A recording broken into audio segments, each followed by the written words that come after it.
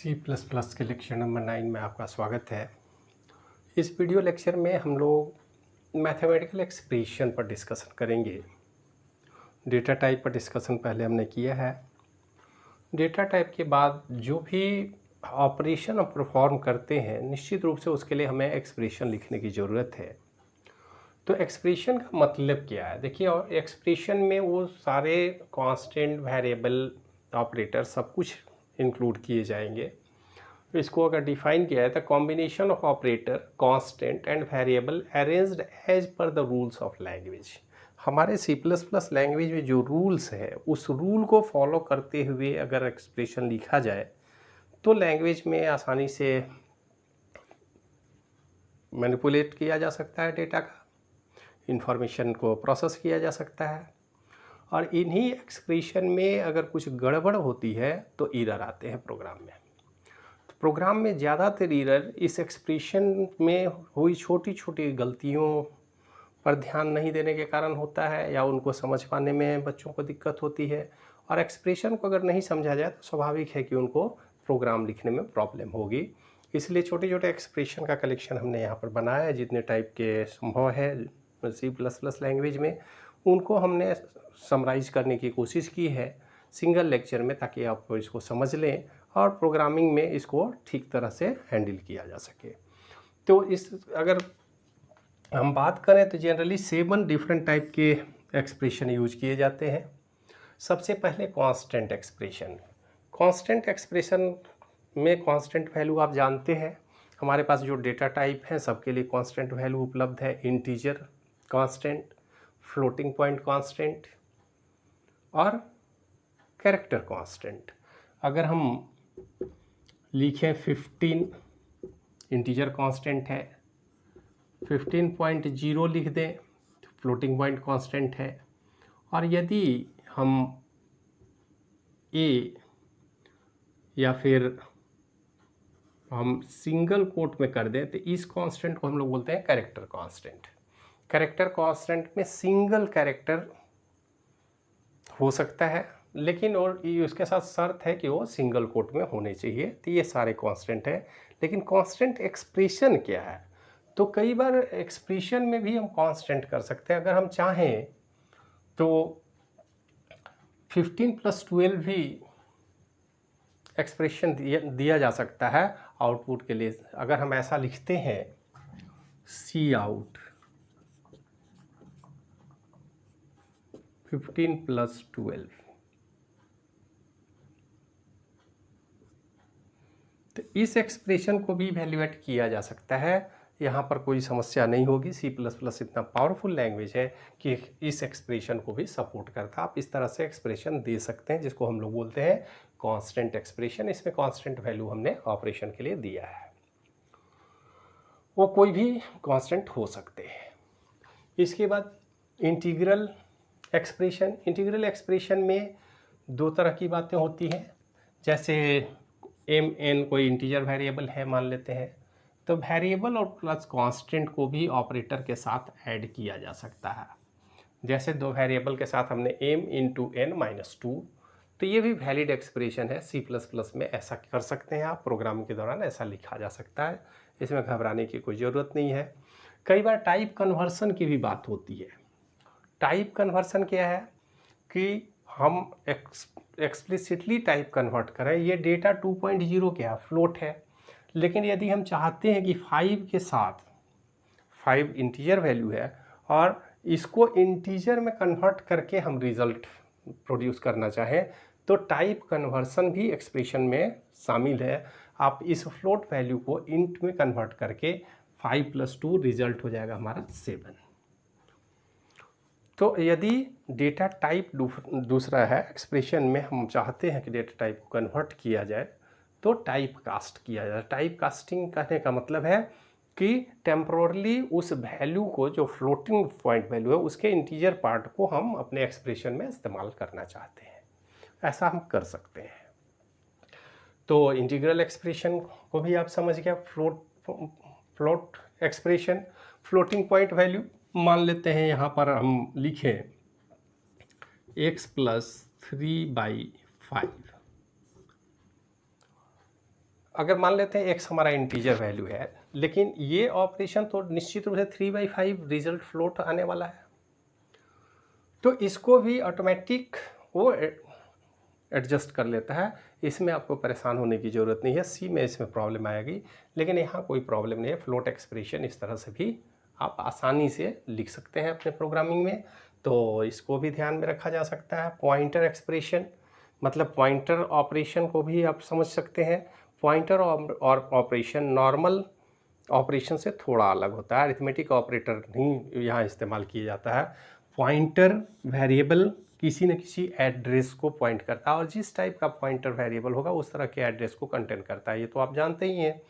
Pointer variable कहने का मतलब, अगर ये पॉइंटर हमारा कोई फ्लोट टाइप का है और पॉइंटर +1 अगर हम करते हैं तो फ्लोट वैल्यू के हिसाब से वो ऐड होगा। अगर 4 बाइट लोकेशन है तो +4 होगा, 2 बाइट लोकेशन है तो +2 होगा मेमोरी एड्रेस में। एड्रेस में पॉइंटर नेक्स्ट पॉइंटर का जो लोकेशन होगा वो यहाँ पर ऐड होता है। तो पॉइंटर को भी यहाँ पर एक्सप्रेशन में, पॉइंटर एक्सप्रेशन में इस्तेमाल किया जा सकता है। इस पर भी अरिथमेटिक ऑपरेशन किया जा सकता है। ये रिजल्ट अरिथमेटिक ऑपरेशन से बिल्कुल अलग होता है, ये ध्यान में रखना है। इसके बाद रिलेशनल एक्सप्रेशन। रिलेशनल एक्सप्रेशन तो आप जानते हैं, रिलेशन की बात करते हैं, इसको हम बूलियन एक्सप्रेशन भी बोलते हैं। कहीं कहीं बुक में आपको बूलियन एक्सप्रेशन मिलेगा या रिलेशनल ऑपरेशन, इसलिए कि रिलेशनल या बूलियन एक्सप्रेशन का रिजल्ट हमेशा ट्रू या फॉल्स में होगा। जैसे कंपैरिजन की बात है, x is greater than y, तो रिजल्ट हमेशा यस या नो में आएगा, ट्रू या फॉल्स में आएगा।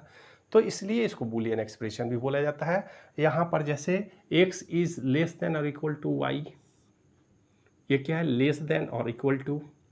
x plus Y is equal to a plus B. देखिए नॉर्मल ऑपरेशन में हम दोनों तरफ एक्सप्रेशन नहीं लिख सकते हैं, लेकिन कंपैरिजन में, रिलेशनल में आप ऐसा कर सकते हैं। अगर ऐसा करते हैं तो according to their precedence rule, इन सबसे पहले इनको इवेल्युएट किया जाएगा, फिर इनको इवेल्युएट किया जाएगा, उसके बाद कंपैरिजन होगा और उसके बाद उनका रिजल्ट प्रोड्यूस किया जाएगा।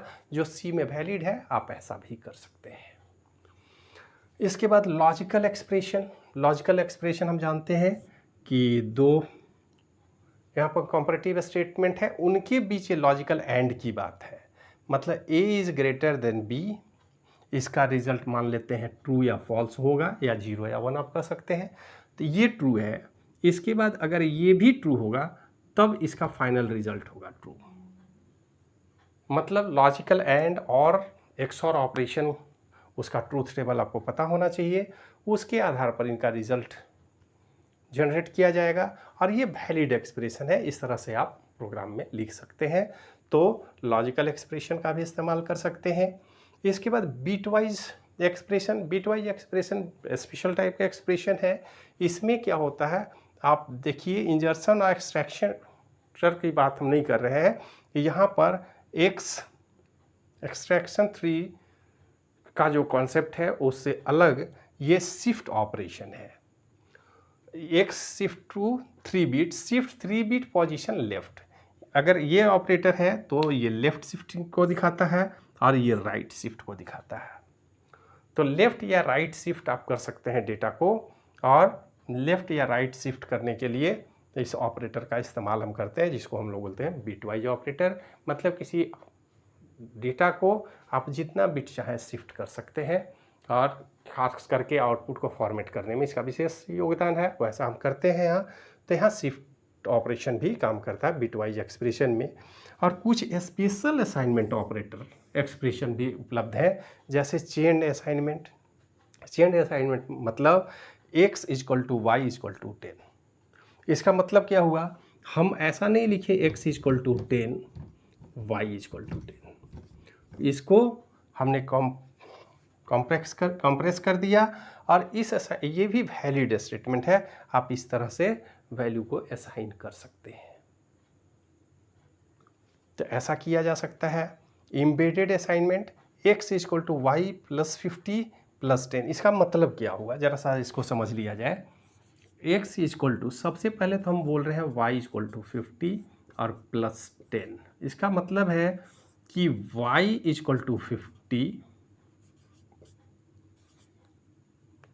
और x equal to Y plus 10। हम ये लिखना चाह रहे हैं तो इसको इस तरह से भी लिखा जा सकता है। इसको हम बोलते हैं एम्बेडेड असाइनमेंट। तो एम्बेडेड असाइनमेंट है। कंपाउंड असाइनमेंट तो सिंपल है। आप देखिए हमने यहीं पे लिख रखा है x equal to X by 10।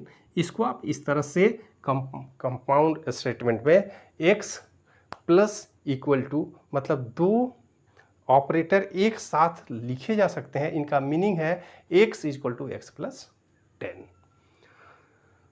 तो दो ऑपरेटर अलग अलग दो बार x लिखने की ज़रूरत नहीं है। आप दोनों ऑपरेटर को एक साथ कर दें, प्लस ऑपरेटर को पहले कर दें।